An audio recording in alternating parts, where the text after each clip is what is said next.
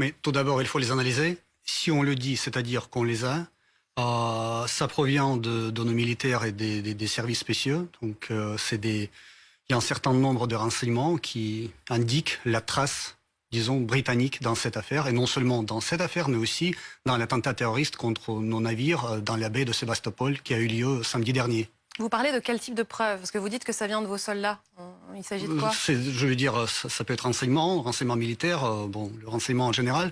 Mais par exemple, en ce qui concerne les attentats dans la baie de Sébastopol, on sait très bien que l'unité militaire marine britannique est basée dans la ville de Tchakov. La ville de Tchakov, c'est la ville située entre Nikolaïev et Odessa.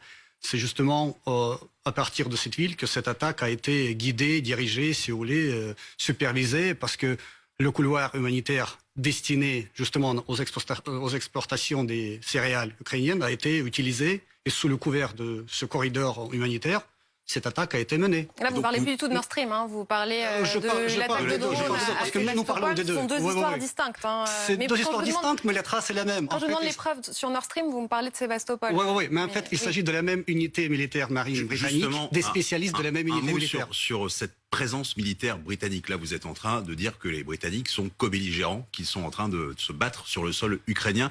Là aussi, est-ce que vous avez des preuves? Parce que là, on change totalement de dimension. On ne dit rien pour le moment. On sait, et c'est pas un grand secret, que les Britanniques sont présents en Ukraine. Ils sont présents là depuis très longtemps, et notamment cette unité militaire marine est présente dans cette ville, Ochakov, depuis longtemps, et c'est ces spécialistes qui ont dirigé, disons, supervisé cette attaque terroriste, parce que, par exemple, les drones qui étaient utilisés, les drones aériens, les drones navals, bon, d'après ce que nos services ont ramassé sur place, les épaves de ces drones, mais ça montre clairement que c'est pas les drones qui sont tombés du ciel, c'est des drones vraiment qui sont produits quelque part, avec les engins qui sont produits quelque part, et c'est des drones utilisés par quelqu'un de précis, donc notamment ces drones utilisés par les Britanniques, et on le sait. Et vous dites que ça appelle forcément une riposte. Quel type de réponse alors?